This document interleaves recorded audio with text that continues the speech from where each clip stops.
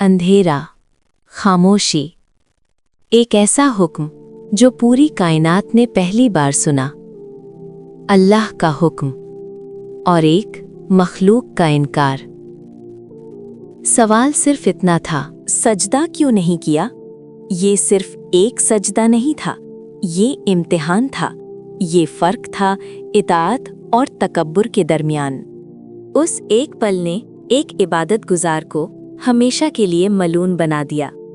आज हम जानेंगे इब्लीस ने सजदा क्यों नहीं किया और इस कहानी का हमसे क्या ताल्लुक है। इस्लामी तारीख में कुछ वाक़यात ऐसे हैं जो सिर्फ कहानी नहीं बल्कि जिंदगी का रास्ता दिखाते हैं। इब्लीस का वाक़या भी उन्हीं में से एक है। ये कहानी आदम अलैहिस्सलाम की है, ये कहानी फरिश्तों की है और सबसे ज़्यादा ये कहानी इंसान के ईगो की है। कुरान ने इस वाक़या को बार बार दोहराया ताकि इंसान भूल ना जाए कि गिरावट कहाँ से शुरू होती है। ज़मीन और आसमान के बीच एक आलम था जहाँ अल्लाह ने अपनी एक नई मखलूक का इरादा फरमाया।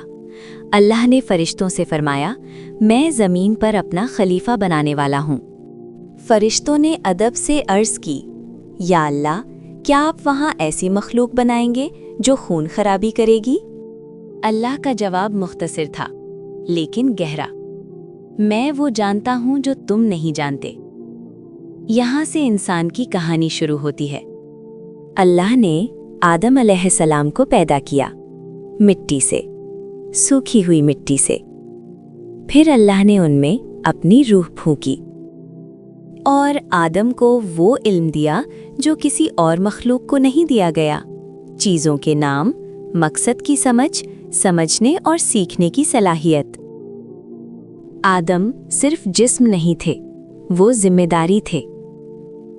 फिर वो लम्हा आया जहां पूरी कायनात ने सांस रोक ली। अल्लाह ने फरिश्तों को हुक्म दिया, आदम को सजदा करो। ये सजदा इबादत का नहीं था, ये सजदा इज्जत का था। ये अल्लाह के हुक्म की तामील का सजदा था। फरिश्तों ने एक लम्हा भी नहीं लगाया, सब ने सजदा कर दिया। सब ने, सिवाय एक के। उसका नाम था इब्लीस। वो फरिश्ता नहीं था, वो जिन था। लेकिन इबादत में इतना आगे था कि फरिश्तों के साथ रहता था।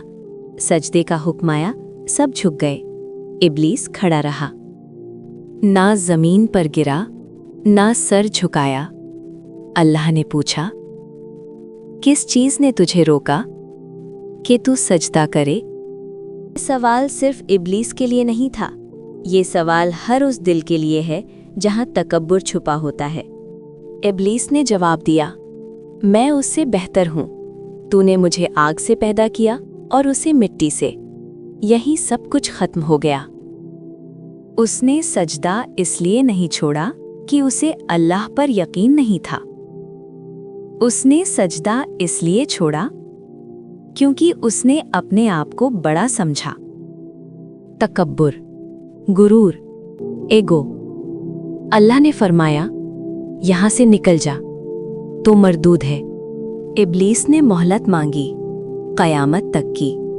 अल्लाह ने मोहलत दी, लेकिन साथ ही फरमा दिया, मेरे मुखलिस बंदों पर तेरा कोई जोर नहीं। यहां से शैतान और इंसान की दुश्मनी शुरू हुई। ये कहानी सिर्फ इब्लीस की नहीं है, ये कहानी हर उस दिल की है जो सच जानते हुए भी सर नहीं झुकाता। इब्लीस का जुर्म सजदा छोड़ना नहीं था, उसका जुर्म था अपने आप को सही समझना। आज भी शैतान बाहर नहीं होता, वो हमारे अंदर होता है, हमारे ईगो में। जो अल्लाह के हुक्म के सामने झुक गया वो आदम की राह पर है, और जो ना झुका वो इब्लीस की राह पर। सजदा सिर्फ जिस्म का नहीं होता, सजदा ईगो का होता है।